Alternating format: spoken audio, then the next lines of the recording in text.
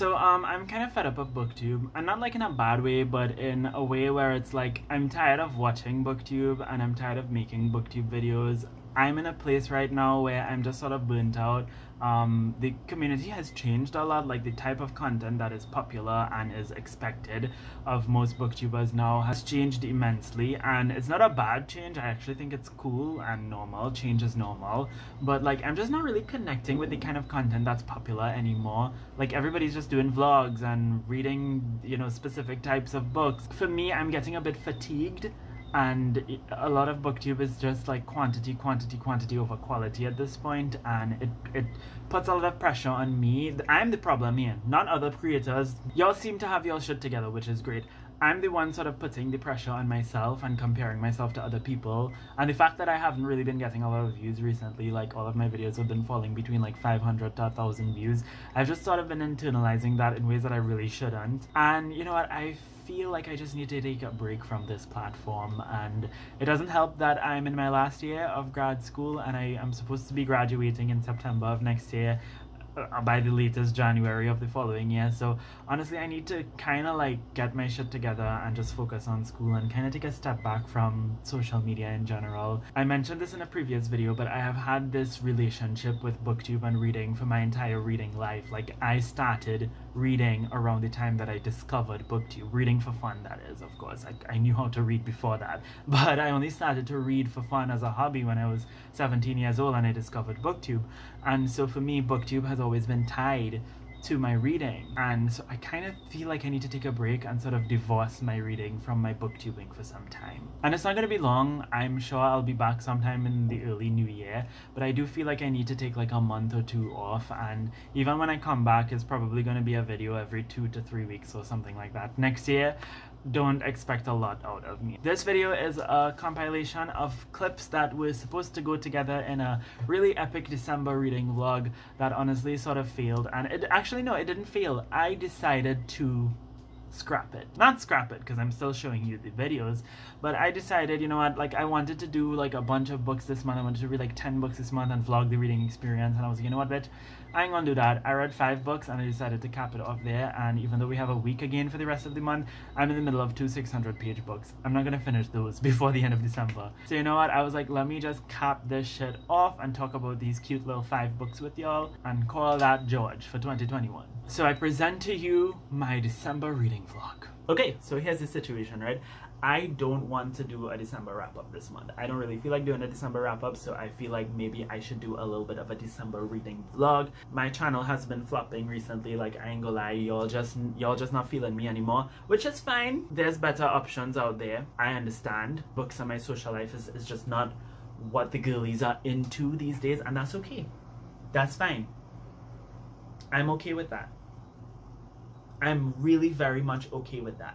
But you know, since I'm in my flop era, I decided that I'll try something new. So I'm going to do a vlog where I talk about all of the books that I read in the month of December. Every single book that you see me talk about in this video will be completed before the end of the month. You will get conclusive thoughts on each and every one of these books in this video. If there is a book in this video that I do not finish before the end of the month, that shit will be edited out like Sherry motherfucking pie. I ain't playing around anymore. Books on my social life, we have new rules on this channel, darling. We will not be talking about books unless we finish them. So with that being said, let's talk about some books that I haven't finished as yet. So these are the books that I want to finish this weekend, and I'm actually confident that I can, mostly because I'm currently reading 2 of them and the other one is really short. So the first book that I am going to try to finish this weekend is Sky Burial by Xinran. This is one of the penguin drop caps. As you can see, I'm trying to collect them all. This one represents X. I am really enjoying this book. I started it a while ago, and it is just such an easy but impactful read. I will obviously give you more conclusive thoughts when I'm actually done with it, but I do have 50 pages left, and I'm confident that I will be able to finish it either tonight or tomorrow. I have another modern I'm also collecting these vintage... Okay. I'm also collecting these vintage paperbacks here, and I picked up The Great Gatsby as one of the books that I'm collecting for this collection. I'm about 50 pages in, and I'm really not liking this book. I don't know what the big deal is. I mean, I'm glad I'm finally reading Gatsby, but I just... I'm not feeling this book, y'all. I don't like these white people. They are getting on my very last nerves. I do have 100 pages left, so I feel like if I push, I could read 50 pages today, 50 pages tomorrow. Maybe, maybe not, we'll see. Hopefully I'll finish it at some point before the end of the month. And finally, a book that I definitely think I'll be able to finish this weekend is called Men and Masculinity, edited by Caroline Sweetman. As most of y'all know, I'm doing my thesis on masculinity and the intersection of Islam in Trinidad. This book has an essay on Trinidad by Neil Sampat, but also I want to read the entire thing because I'm currently doing my research field on masculinity studies, and I feel like if I read as much as possible on masculinities, that'll be helpful for my research field. And this book is really short. I borrowed it out of the library yesterday, and it's like 69 pages. 69 pages long. That's really short, and a lot of it is like notes and references, so I definitely think that I'll be able to finish this weekend, and I should, because I really need to get my school reading done as well. Okay, so it is Wednesday. I forgot to update you all after the weekend was over. I ended up finishing 2 of the books that I said that I would finish that weekend, and I didn't finish the other one. So let's give you some concluding thoughts on those 2 books. The first one is The Great Gatsby by F. Scott Fitzgerald. The good news is I definitely ended up enjoying this a lot more than I expected to. The first 50 pages were really rough. Like, I wasn't feeling this book at all, but the last 50 pages was really, really good. The story did end up picking up. However, I still feel ultimately very underwhelmed by this book. I don't feel like this book has the wow factor that it's supposed to have, or that I expected it to have as a great American novel. Is it a terrible book? No, but nothing about this book in any way, shape, or form is spectacular to me. I guess it has its cultural relevance or whatever, but to me, this book just didn't really do anything. I felt nothing reading this. It's not giving what y'all said it was supposed to give. It's not even giving what y'all said it was supposed to give. Interestingly, I've talked to a few people about this, and the first thing people tell me when I tell them that I didn't care for Gatsby is, oh, you're not supposed to like the characters, and it's like, yeah, I know you're not supposed to like the characters. It's not about the characters. I just didn't think the book was good. The book is just bad for some people, and that's the way it's going to be forever, because I don't seem to be the only one who thinks so. Like, I tweeted about this, and a lot of people seem to have agreed with me. The Great Gatsby, kind of overrated. No, I wasted my money. So send me my money back. Now. My Cash App is open. Yeah. But I also finished Sky Burial by Xinran, and I have to say complete opposite. This book has that wow factor. This book made me feel something. This book really tugged on my emotions, and I don't know what it was about this story, if it was the setting or the completely different environment, or if the fact that it's just a female protagonist, and honestly I kind of hate men. I thought that it was so beautifully done. I don't think I've ever talked about this book, but it is essentially a fictionalized telling of a true story about this woman named Wen, who is Chinese and who moved to Tibet for 30 years to look for her husband who went missing there, and she spends a long time there, and she eventually kind of assimilates into Tibetan culture, and her life in Tibet becomes a lot more about just the search for her husband, but the search for a new purpose and a new meaning in life. It was such a really, really beautiful story, the way that it was written and told. And even though I did have some problems with the ending, I felt like it ended very abruptly and out of nowhere. I still felt like it was a story that really had a punch. It had an impact on me in a way that something like Gatsby didn't. So if you want to read some Chinese translated fiction, if you want to read something that explores Tibetan culture, I think Sky Burial is just an absolutely stunning read and a good option for you. The next book that I was supposed to read over the weekend that I didn't get around to finishing was Men and Masculinity, edited by Caroline Sweetman. So I did read the chapter on Trinidad, the article on Trinidad, and it was really good and very comprehensive.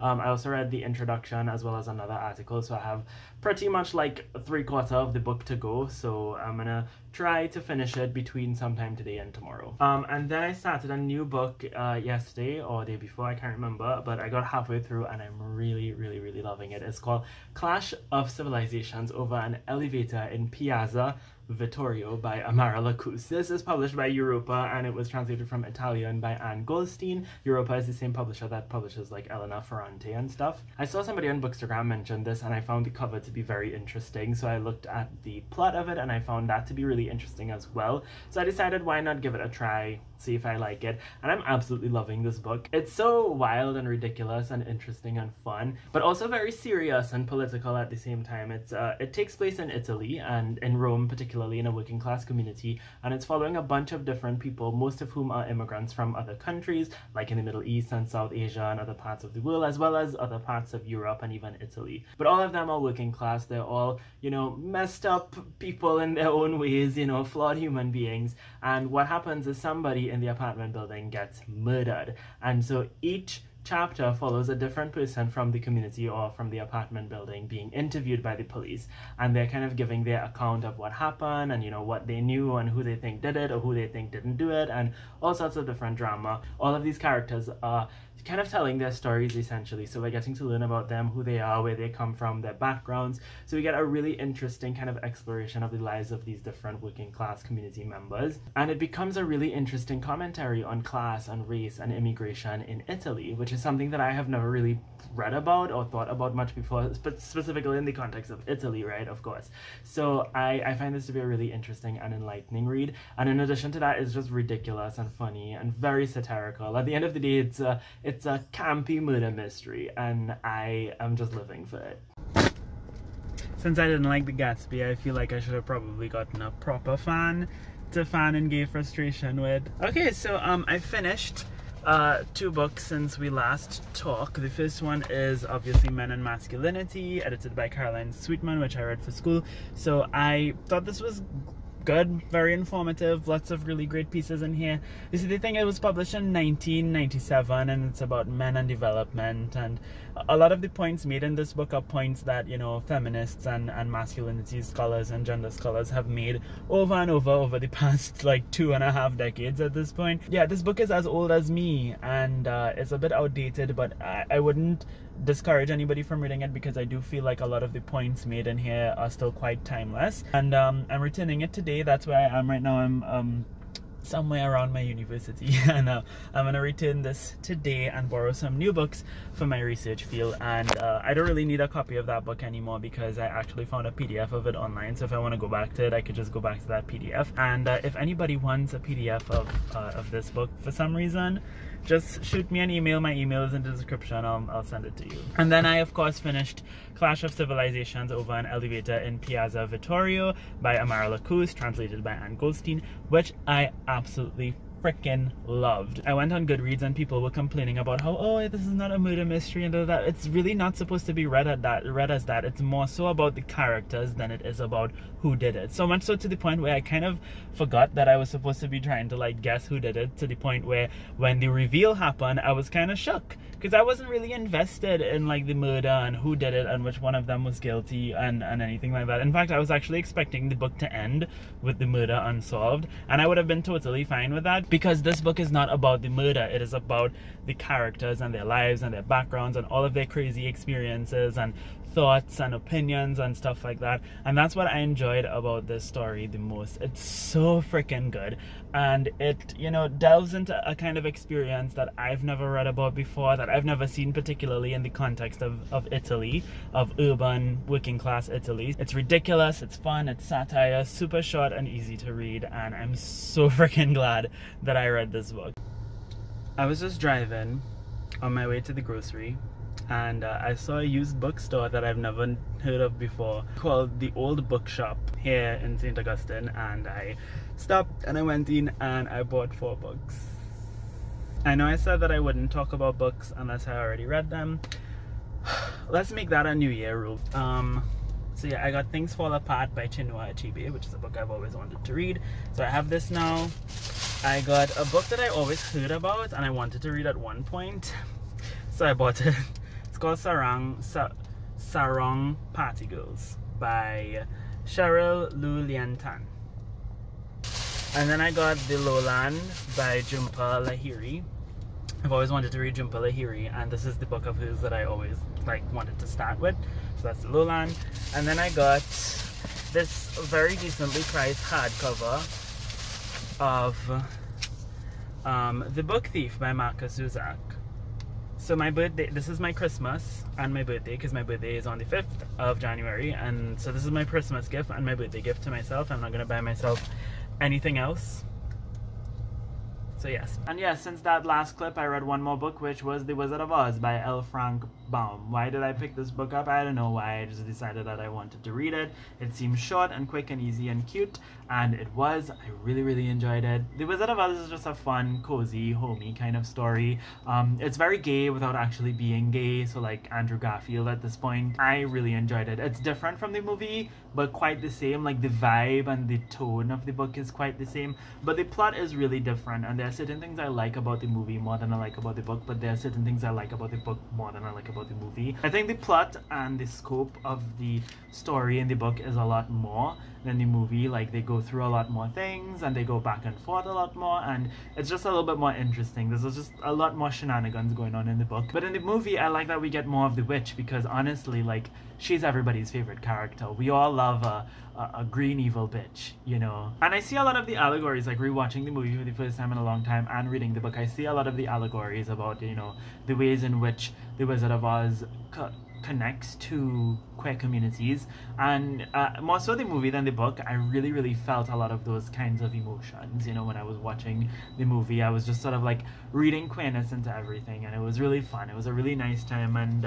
I highly recommend reading this book if you haven't already. Even if you've seen the movie, it's still a fun, cute read. I don't have much to say about it because it's the Wizard of Oz. Nobody needs a hot take on the Wizard of Oz. Anyways, so that's going to be it for the end of this video, and that's going to be it for me for a while. Inshallah, you will see me again. I'm not going to quit BookTube at all, honey. I still love doing this.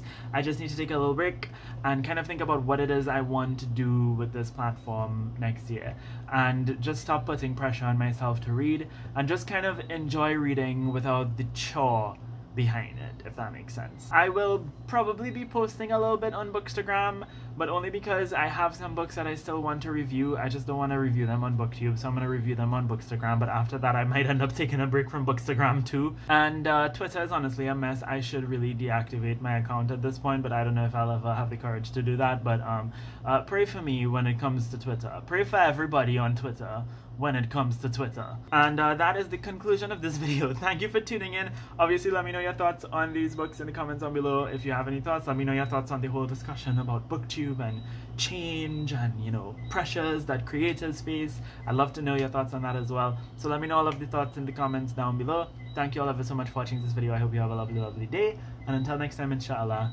keep reading.